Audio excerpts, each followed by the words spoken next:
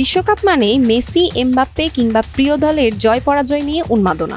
তবে এই বিশ্বকাপে ভিন্ন এক স্বপ্নের কথা বললেন একসময়ের জনপ্রিয় মডেল ও অভিনেতা আদিল হোসেন নোবেল। তার চোখে এখন সবচেয়ে বড় স্বপ্ন, একদিন বিশ্বকাপের মঞ্চে উড়বে বাংলাদেশের পতাকা। যুক্তরাষ্ট্রের নিউ জার্সির মেটলাইফ স্টেডিয়ামে বসে সরাসরি উপভোগ করেছেন বিশ্বকাপের নকআউট পর্বের ফ্রান্স ও সুইডেন ম্যাচ।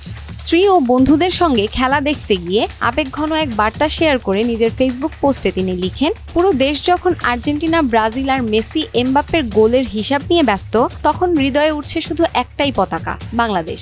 কারণ আমার স্বপ্ন একদিন বিশ্বকাপের মঞ্চেই উঠবে।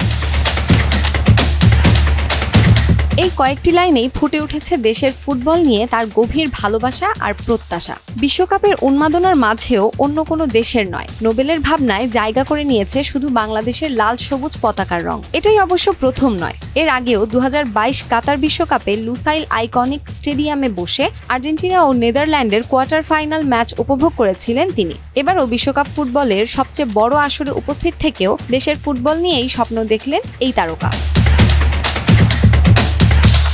মেসি কিংবা এমবাপ্পের গোল নয়, নোবেলের কাছে সবচেয়ে বড় স্বপ্ন একদিন বাংলাদেশের ফুটবলাররাও বিশ্বকাপের মঞ্চে নামবে আর বিশ্বের কোটি দর্শকের সামনে গর্বের সঙ্গে উড়বে বাংলাদেশের লাল সবুজ পতাকা।